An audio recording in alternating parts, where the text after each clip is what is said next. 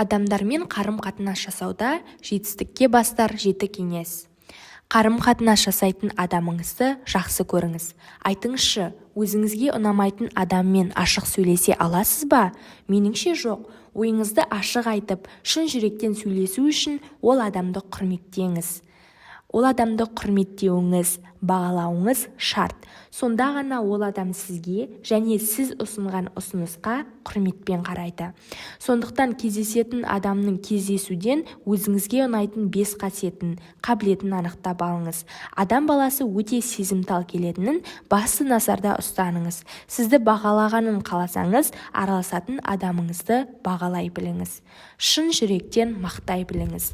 Мақтау десе болды, көпшілік қауым жасанды жағымпаздану деп ойлайды. Жағымпаздану мен шынайы мақтаудың арасы жер мен көктей. Шынайы мақтау дегеніміз адамды шын жүрекпен бағалап, құрметтеп, сол ішкі құрметіңізді сөзбен білдіру.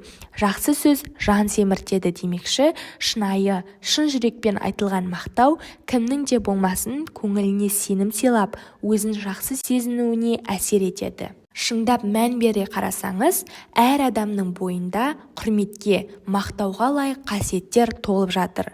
Мысалға, мен сізді көрмесем де өсемін, өрлеймін, биіктерді бағындырамын деген ұмтылысыңызды қатты бағалаймын.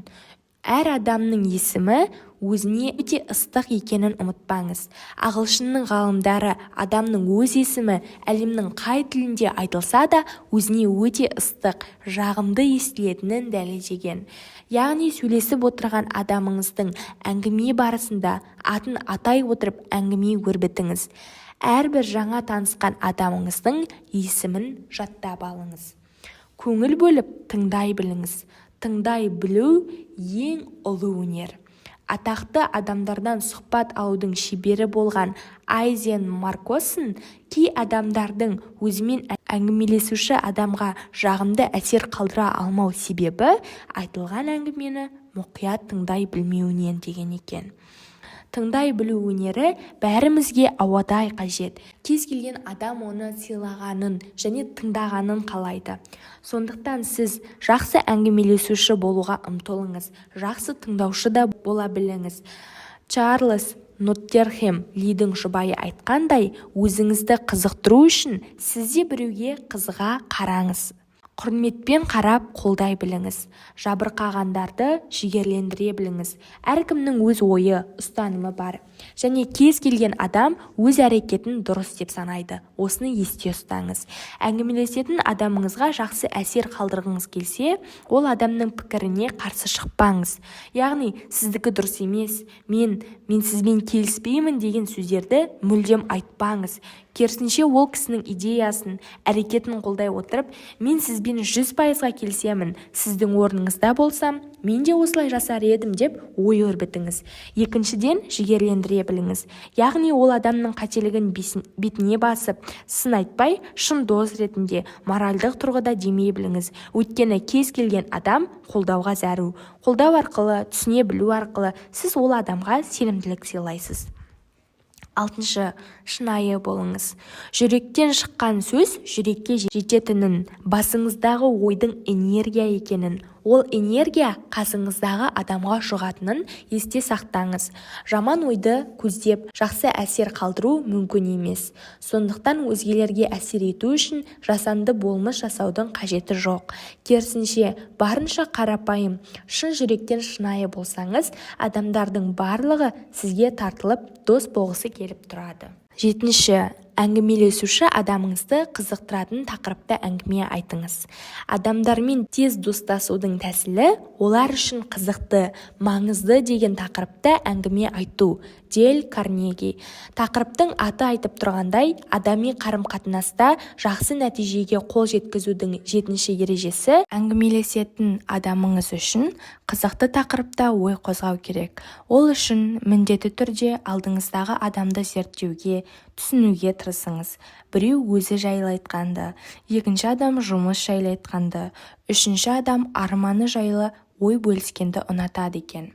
Мысалы, менің бала кезден бірге өскен жолдасым Ермұрат компьютер, информатика жайлы айтқанды жақсы көреді. Себебі ол оның сүйіктісі. Мені ол сала қатты қызықтырмаса да, Ермұратпен әңгімеміз жемісті болу үшін сол тақырыпта ой қозғауға тырысамын. Әрине ол компьютер, интернет саласындағы әңгімелер. Егер осы жоғарыда айтылған 7 ережені қарым-қатынас жасауда негізге алсаңыз, сіз кез келген адамға ұнайтыныңызға, қалаған адамыңызбен дос бола алатыныңызға сөз беремін. Іске сәт. Ренжіткен адамдарды қалай кешіруге болады? Түсініксіз тірлік істейтіндерді қалай түсінуге болады? Бірінші, өзге адамды өзге адам деп қабылдай біліңіз. Есте ұстаңыз, ол, сіз. Оның сіздікіне сәйкес келмейтін өзіндік дүниетанымы, наным-сенімі, көрген тәрбиесі бар.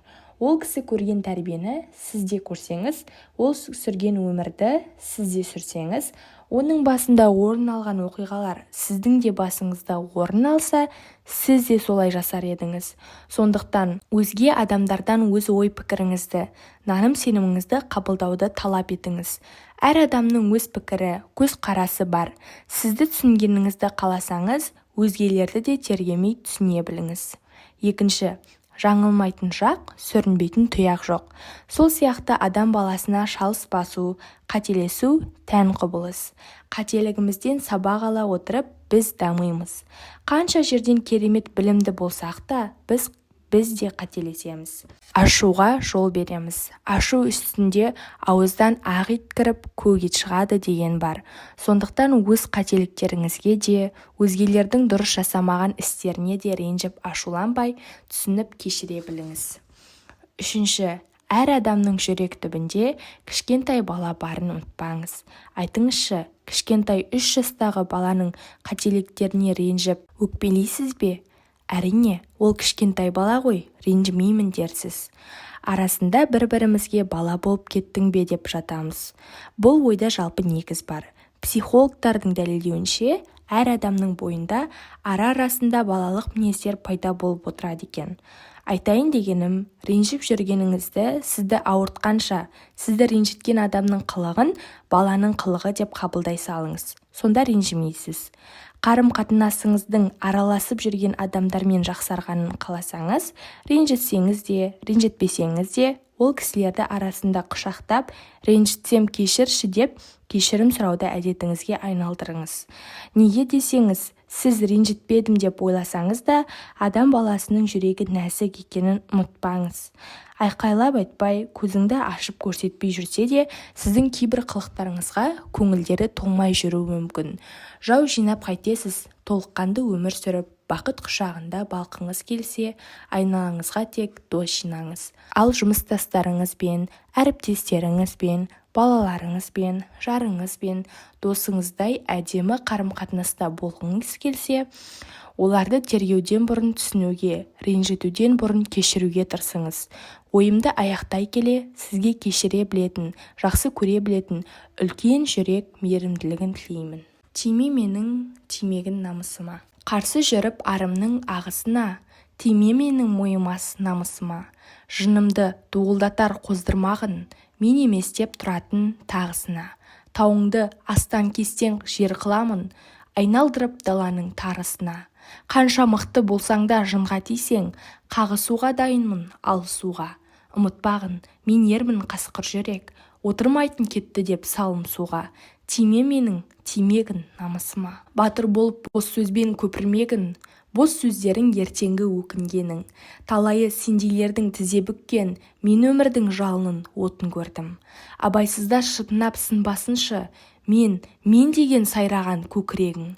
Жолбарысты бала боп ояттың-ау, ойға батып тып-тыныш отыр едім.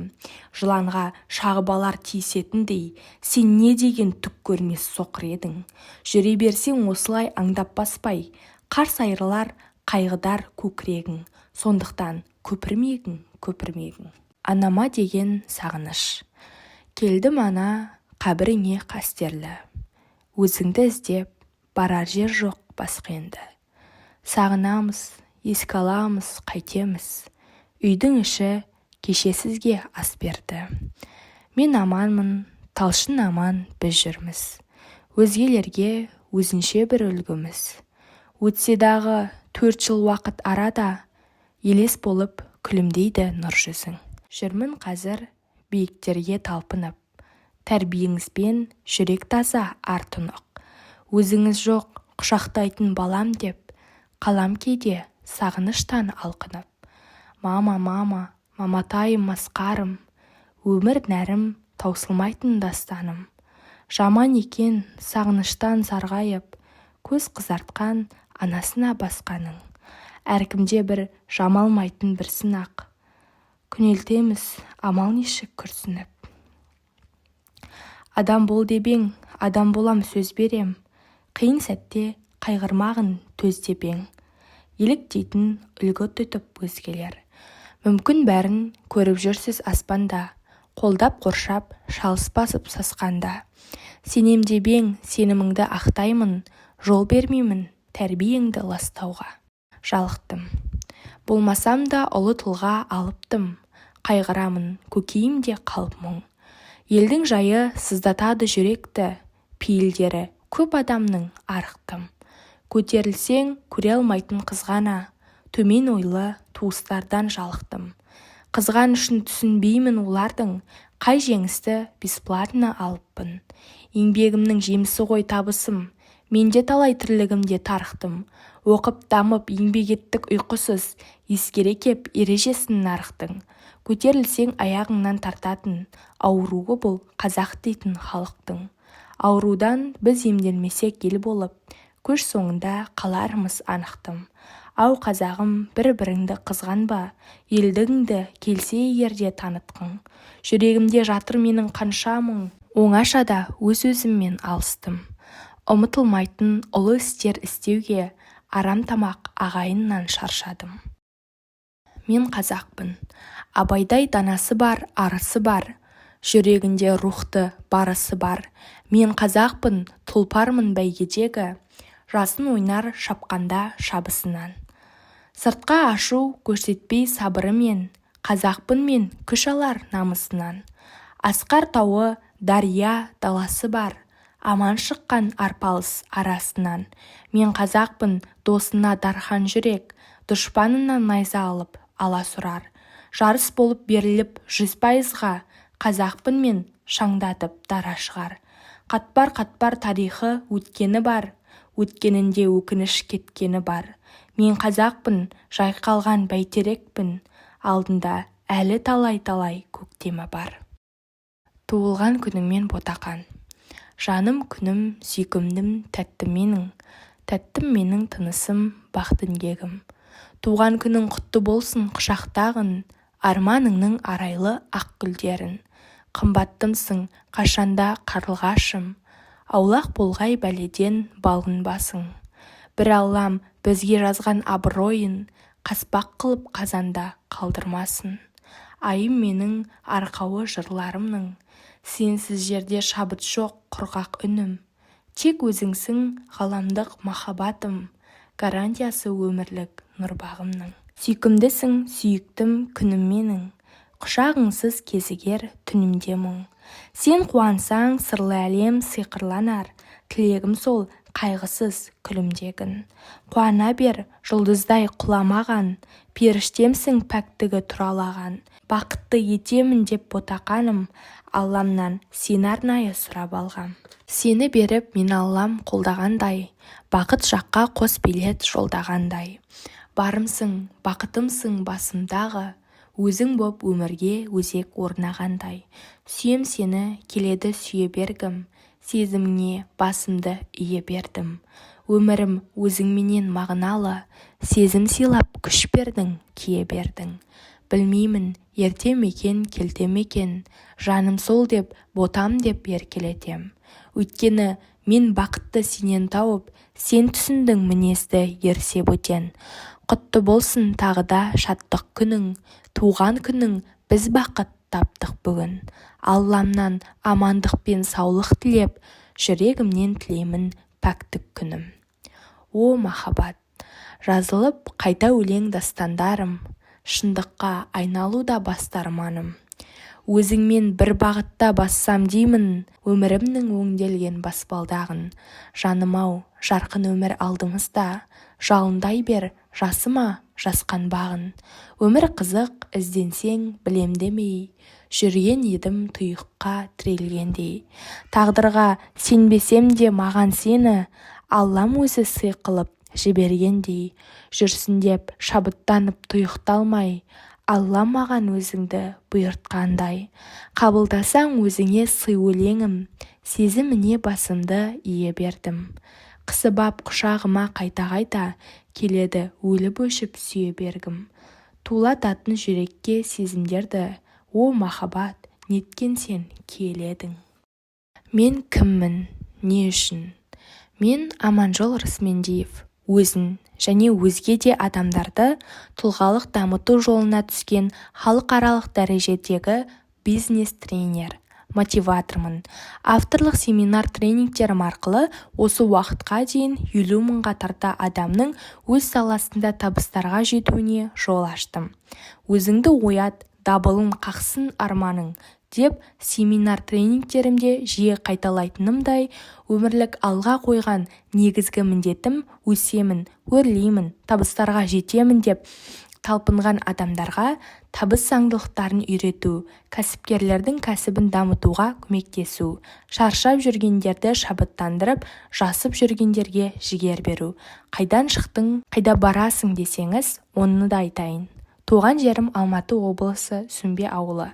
Бітірген мектебім Абай атындағы дарынды балаларға арналған қазақ тілі мен әдебиетін тереңдете оқытатын орта мектеп-интернаты. Мектептен кейінгі білімімді Мәскеуде халықаралық көшбасшылар академиясында және бизнесте жетістікке жету тақырыптарындағы түрлі семинар-тренингтер өтумен жалғастырдым. Сонымен қатар MBA Master of Business Administration программасы бойынша білім алдым. Бүгінгі күнге дейін әлемге аттары әйгілі бизнес-тренерлердің 100-ге тарта семинар-тренингтеріне қатыстым. Атап айтсам, Брайан Трейси, Энтони Роббинс, Бодо Шефер, Джек Кенфлит, Смилиан Мори, Том Шрайдер, Мирзакарим Нурбеков, Николай Латанский, Радислав Гандапас, Марк Атласов, Робин Шарма, Рэнди Гейш, Андрей Моисеев, тағы басқалары. НЛП мастер, арт-терапия, психоанализ салалары бойынша курстар өтіп, 200-ге тарта ұлы адамдардың өрлеу құпияларын зерттеп, табысқа жету психологиясы бойынша 850-ден астам кітаптар оқыдым. Алған білімімді өз тәжірибемде қолдана AST Corporation халықаралық тренингтік кеңес беру орталығын құрдым. AST Corporation оқы, талпын, арманыңа жет. Негізгі жұмысы талабы таудай тұлғаларға семинар-тренингтер, кітаптар, журналдар, арнайы фильмдер арқылы өз салаларында табыстарға жету өнерін үйрету, кәсіпкерлердің іскерлік шеберлігін көтеріп, басшылық қызметте жүрген тұлғалардың көшбасшылық қабілеттерін шыңдап, ел экономикасының қарыштап дамуына өз үлесімізді қосу. Қолыңызда ұстап тұрған өзіңді оят кітабынан бөлек өз оқырманын тауып, талай адамның табысқа жету жолында жүрегіне жігер беріп шабыттандырған 100 мыңнан аса оқырманның қолында жүрген 110%-ға жақсы өмір сүрем десеңіз, өрлеу, кризистен шығудың 7 жолы, кәсіпкерлік құпиясы немесе бизнестегі 5 қару атты кітаптарын жарыққа шығардым. Ал мақсатым сізге және сіздің бизнесіңіздің қарыштап дамуына көмектесу. Егер де өмірде босқа жүрмей, ұлы істермен айналысып, табыс пен жетістіктерге жетіп, мәнді, мағыналы өмір сүруді қаласаңыз, семинар-тренингтерімнің бірінде тыңдаушыларымның қатарынан сізді де көретініме кәміл сенемін. Аманжол Рысмендиев және ол жүргізетін семинар-тренингтер жайлы толық ақпарат алып, басқа да кітаптармен танысқыңыз келсе, www.ast1.biz сайтына кіріңіз немесе әлеуметтік желілерден іздеңіз.